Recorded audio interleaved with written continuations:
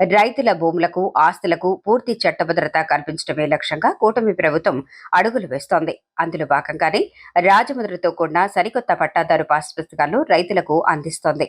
ఏలూరు జిల్లా అగిరిపల్లిలో గురువారం నిర్వహించిన రైతు సేవలో మీ భూమి మీ హక్కు కార్యక్రమంలో రాష్ట్ర గృహ నిర్మాణ సమాచార పౌర సంబంధాల శాఖ మంత్రి కొల్సి పార్థసారథి ముఖ్య అతిథిగా పాల్గొన్నారు.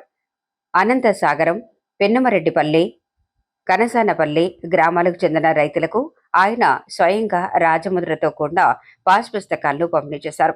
ఈ సందర్భంగా మంత్రి పార్థసారథి మాట్లాడుతూ రైతులు ప్రజల ఆస్తి హక్కులను కాపాడటమే తమ ప్రభుత్వ ప్రధాన ధ్యేయమని స్పష్టం చేశారు. ఈ సరికొత్త రాజముద్ర పాస్ పుస్తకాలు భూ యాజమాన్యానికి అధికారిక ధృవీకరణగా నిలుస్తాయన్నారు. వీటి ద్వారా రైతులకు ప్రభుత్వ సేవలతో పాటు బ్యాంకు రుణాలు, ఇతర అవసరాలు చాలా సులభంగా లభిస్తాయని మంత్రి వివరించారు. భూ రికార్డుల నిర్వహణలో పారదర్శకత, విశ్వసనీయత పెంచేందుకు ప్రభుత్వం అనేక సంస్కరణలు తెస్తోందని, రైతులు తమ భూముల రికార్డులను ఎప్పటికప్పుడు సరిచూసుకోవాలని ఆయన సూచించారు. ఇక ఈ కార్యక్రమంలో తహసీల్దార్ ప్రసాద్, ఏఎంసీ చైర్మన్ కొంపటి అరుణతో పాటు వివిధ శాఖల అధికారులు, ప్రజాప్రతినిధులు, కూటమి నాయకులు మరియు భారీ సంఖ్యలో రైతులు పాల్గొన్నారు. రాజముద్రతో కూడిన అధికారిక పాస్ పుస్తకాలు చేతికందటంపై స్థానిక రైతులు హర్షం వ్యక్తం చేస్తున్నారు. చాలా సంతోషం. ఈరోజు ఇక్కడ రైతు బజార్ ఏర్పాటు చేయటం చాలా సంతోషించదగ్గ విషయం. మొట్టమొదట్లో కొంత గ్రామానికి దూరంగా ఉందని అనిపించినా కూడా అవన్నీ ప్రజలు ఇబ్బంది పడుతున్న పరిస్థితుల్లో ఈ రైతు బజార్ చాలా ఉపయోగకరంగా ఉంటుందని చెప్పేసి మనం చేస్తున్నాం. కొంచెం దూరమైనా కూడా రీతిలో కూరగాయల ధరలు ఫిక్స్ చేసే విధానానికి అడ్డుకట్ట కూడా పడుతుందని చెప్పేసి నేను మీ అందరికీ తెలియజేస్తా ఉన్నాను. రైతు పండించే పొలంలోనేమో సరైన ధర లభించదు.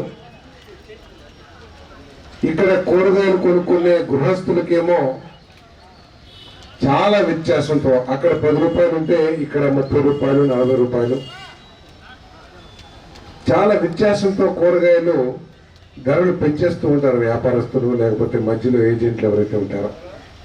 సో వాటన్నిటికీ అడ్డుకట్ట ప్రభుత్వం నిర్ణయించిన ధరలకి ఫ్రెష్ కూరగాయలు మన గ్రామస్తులకే కాకుండా చుట్టుపక్కల గ్రామస్తులందరికీ కూడా మరి అందుబాటులోకి వస్తాయి అని చెప్పేసి అందరికీ మనం చేస్తాము. ఇది కేవలం మన ఆగిరిపల్లి గ్రామానికే కాకుండా చుట్టుపక్కల వడ్లమాన కానివ్వండి, చొప్పరమెట్ల కానివ్వండి, ఇంకా చుట్టుపక్కల ఒట్టిగూడిపాడు, ఎందుకంటే ఈ గ్రామాల నుంచి రోజు ఆగిరిపల్లికి వచ్చే అలవాటు ఉంది కాబట్టి వెళ్ళేటప్పుడు సరసమైన ధరలకి కూరగాయలు కొనుక్కెళ్ళడానికి అందరికీ ఉపయోగకరంగా ఉంటుందని చెప్పేసి మనం చేస్తాను. దీన్ని ఇంకా మనం పెంచుకుంటూ పోవచ్చు.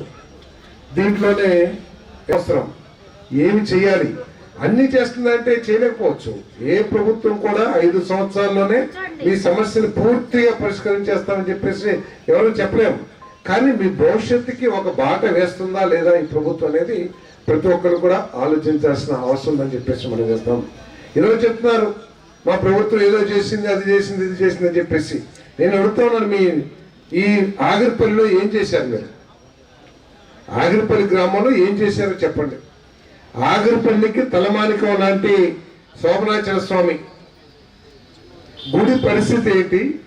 కనీసం భగవంతుడు అక్కడికి వెళ్ళి ఆ స్వామిని దర్శించుకునే పరిస్థితి ఉందా లేదా అని ఎప్పుడన్నా ఆలోచన చేశారా? కూడా ఎప్పుడైతే ఒక పెద్ద దేవస్థానం ఏర్పడుతుందో ఆ ప్రాంతం అంతా కూడా అభివృద్ధి చెందుతుంది అనేక రకాలుగా.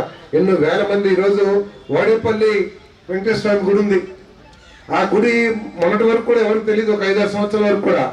ఈ రోజు తిరుపతికి ఏ విధంగా అయితే ఉత్తరాలు అడుగుతారో నా దగ్గర నుంచి వాడే మందికి ఈ ప్రభుత్వం వచ్చిన తర్వాత ఆగిరిపల్లి ఎంతమందికి ఇచ్చారో తెలుసా? తల్లికి వందనం, అదే పథకం తల్లికి వందనం పేరు మీద 1171 మందికి ఇచ్చాం.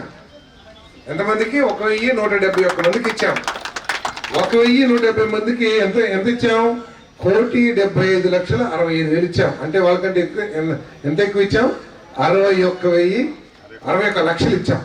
ఏది? ఒక్క పథకంలో 61 లక్షలు ఎక్స్ట్రా ఇచ్చాం తల్లికి, మన ఇంట్లో ఆడపిల్లలకి. అదేవిధంగా పెన్షన్స్ మేమేదో పొడి చేసామని చెప్పేసి చెప్తా ఉంటారు. అబ్బో 120 మందికి 5,11,20,000 ఇచ్చారు. ఎంతమందికి అండి? 1420 మందికి 5,11,20,000 ఇచ్చారు. మనం ఎంతమందికి ఇస్తున్నాం తెలుసా? 1,445 మందికి ఇస్తున్నాం. 7,66,62,000 మందికి. ఎంత ఇస్తున్నాం ఎక్స్ట్రా? 2,50,00,000 55 లక్షలు ఎక్స్ట్రా ఇస్తున్నాం మనం సంవత్సరానికి. ఏంటంటే అది ఇచ్చింది ఊరిని సొమ్ము కబుర్లు చెప్తుంది తప్పితే మీరందరూ కూడా ఇది ఆ పరిస్థితి ఈ ప్రభుత్వానికి తలెత్తింది. అయినా కూడా మరి ఒక నెల రోజుల్లోనో ఏదో ఇవ్వాలని చెప్పేసి ప్రభుత్వం చాలా సీరియస్గా ఆలోచిస్తుంది. ఈ వృద్ధాప్య పెన్షన్ కానీ అంగవైకల్యం వాళ్ళకి పెన్షన్ కానీ అని చెప్పేసి మీ అందరికీ మనవి చేస్తూ మొత్తం మీద 2,552 మందికి 6,55,00,000 ఆ ప్రభుత్వం ఇస్తే మనం 3,304 మందికి 10,69,00,000 రూపాయలు ఈ ఆగిరి పనిలో ఇస్తున్నామని చెప్పేసి మీ అందరికీ సవినయంగా తెలియజేస్తానని చెప్పేసి తెలియజేస్తాం.